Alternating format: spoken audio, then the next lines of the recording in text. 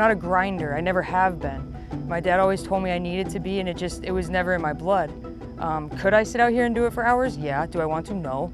But it's something that you see everybody else with success doing, and you think instinctively you have to do that as well. You have to find out who you are as a player, be comfortable with that, and then trust that.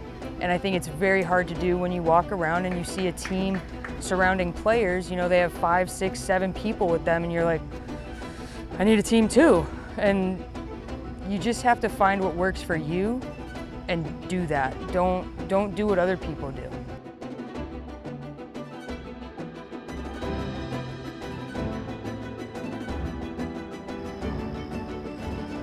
This year has been a blast so far, my rookie year. Won early on in the season at Atlantic Beach. And then I think I did a really good job of just maintaining steady scores, just being really consistent.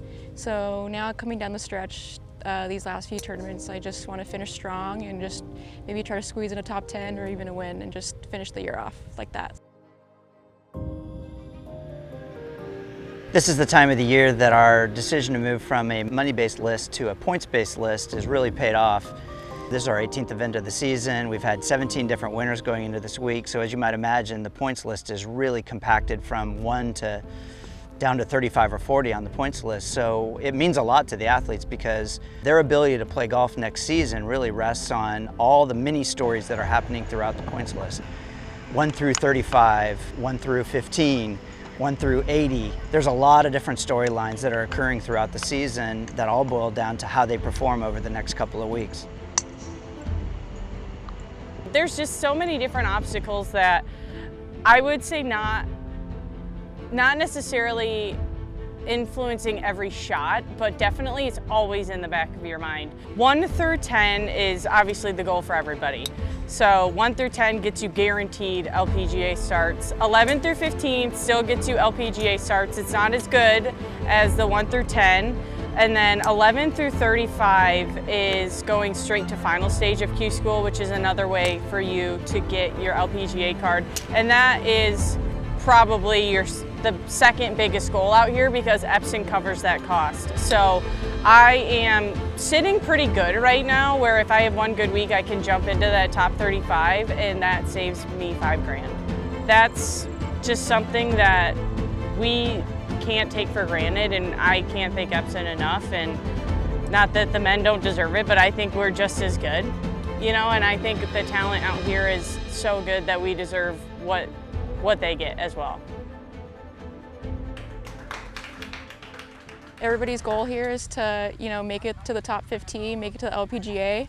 I think that would be a great goal for me to do after 1 year on Epson. At the end of the day, you know, it's been a really strong year. I've learned so much already that I could take away. So either way it goes, like I'm just proud of myself and how I carried out this year. The Epson Tour is a pathway to the LPGA, with the top 15 athletes gaining status on the LPGA Tour for the upcoming season.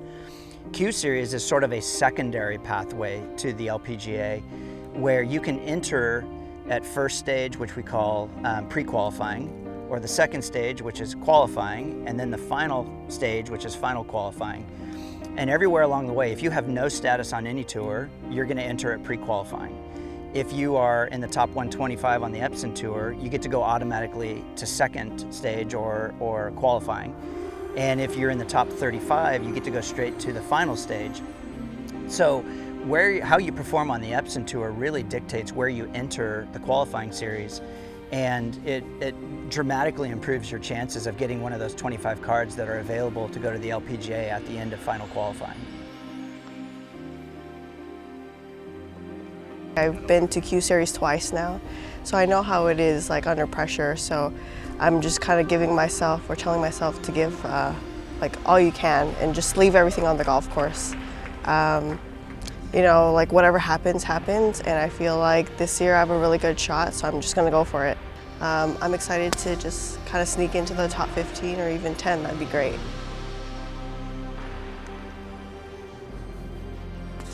Winter Haven feels like 5 years ago and last week at the same time. It's scary how much faster the season goes year in and year out, and I hate it. and I hate that there's 1.5 weeks left, and it makes me so sad.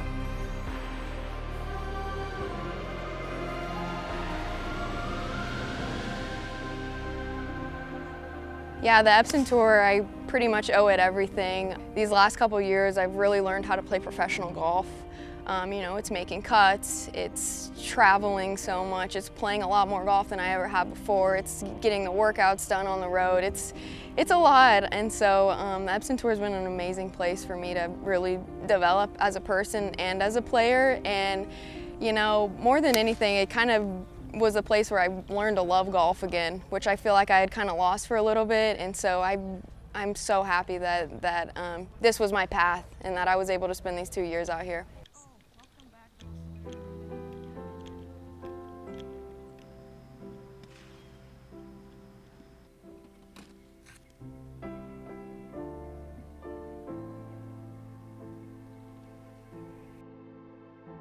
It's so easy to get down on yourself. I think that's where I struggled a lot this year. It's so easy when you're not playing well, you try too hard and then you start talking down on yourself. You start doubting in your abilities to be out here and compete with the other girls. A few times this year when I miss the cut, I know I do get pretty hard on myself when I don't play well. That's when I would finish around and go sit in my car and cry. That's the hardest thing, and it wasn't a terrible round. It's like 2 over, 3 over, but to me it felt like the world was ending. So I think just had to learn that it's just golf. The sun will rise the next day, and yeah, I'm still learning it. So, but it's been a lot better, and I think that's just a part of maturing and having more experience, and yeah.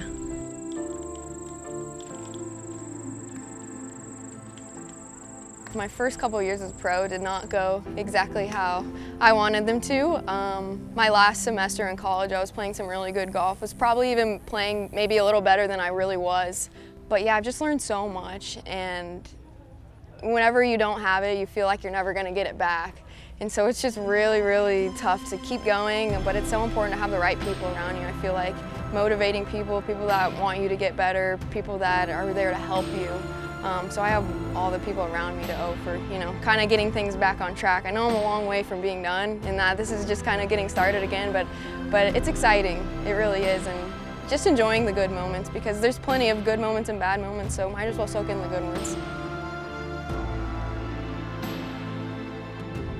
I think when you have people in your corner that believe in you, at least for me personally, it kind of reminds you we can get into these slumps where you play bad golf for 2, 3, 4 weeks, half a season, whatever it is, but when you have someone that can verbalize their belief in you, it has the ability to jumpstart something in yourself. And I think a lot of us as athletes, once that fire starts, then, I mean, anything's possible.